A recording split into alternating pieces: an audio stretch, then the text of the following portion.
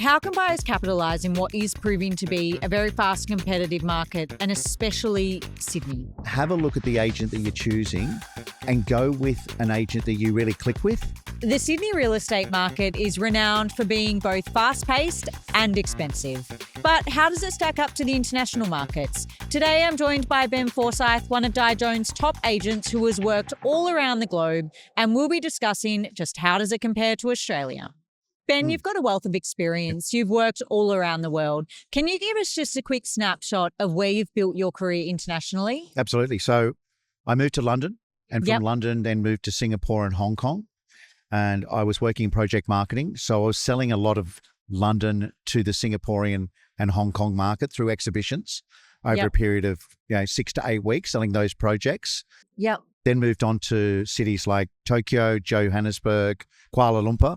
So basically taking that product to their markets and selling to them in exhibitions, what they call property exhibitions. How does the Sydney real estate market compare in terms of pace of the market and price of the market to those cities that you've worked in internationally? Well, on the east coast of Australia, we have the auction system. They don't even know what that is in other countries.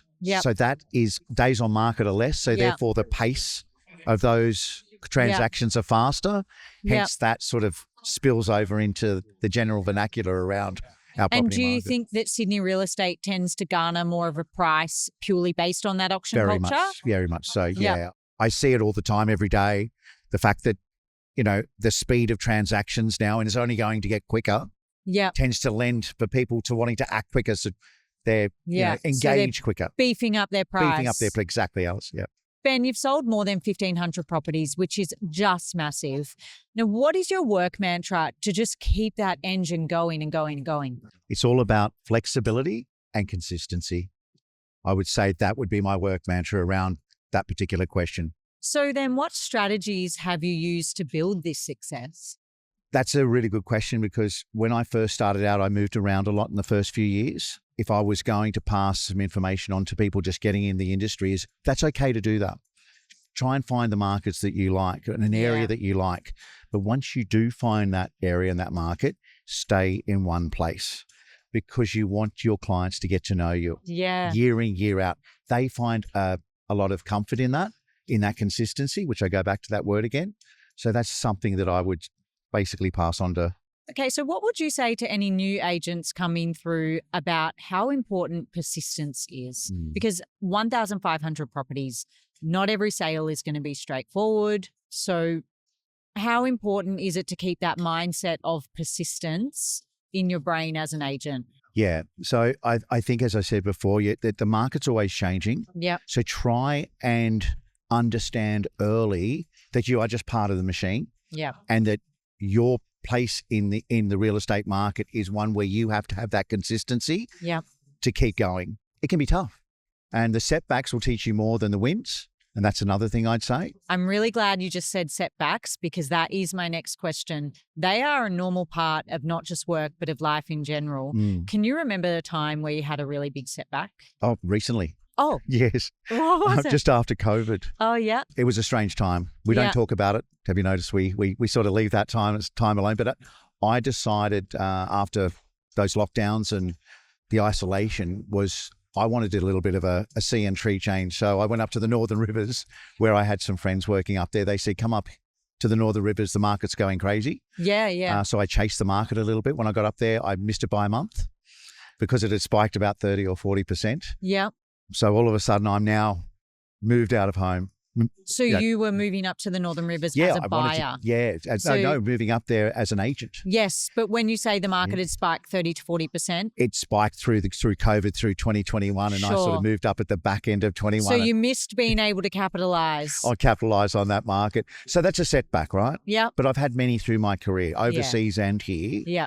And the resilience that I had through those, especially travelling a lot, gave me the ability to sort of overcome that setback quickly. Stayed for probably another 14 months and then moved back to Sydney, and now straight back to the races again. Rock and roll. So what are your tips for buyers in today's market? How can they actually capitalise on what is proving to be a very fast and competitive process? You just mentioned that spike of 30 to 40% in prices, and that was lightning fast.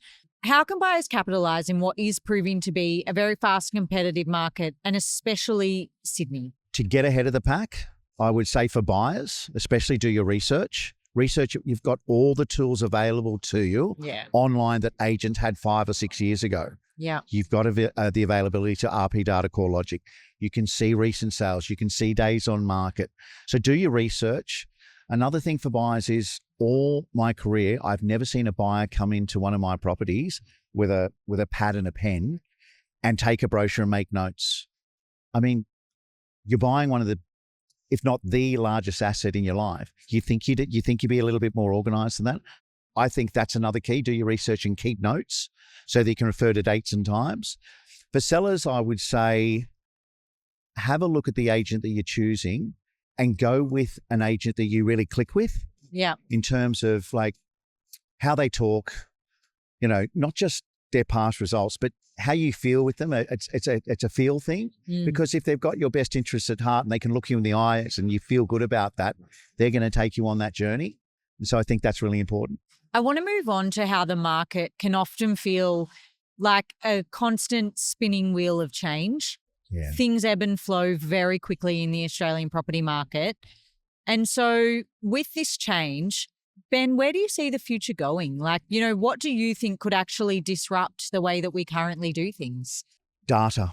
Data? Data is everything. And technology? Technology and data. Yep. I mean, just like realestate.com.au is a data-driven company that works in the real estate sector. Yeah. Most agents that way as well. So where I see the future going is bigger teams, which means lesser agents. Yep. And within those teams, specialized divisions within those teams. So compliance, buyer work, vendor work, marketing. What that will produce is speed of transactions.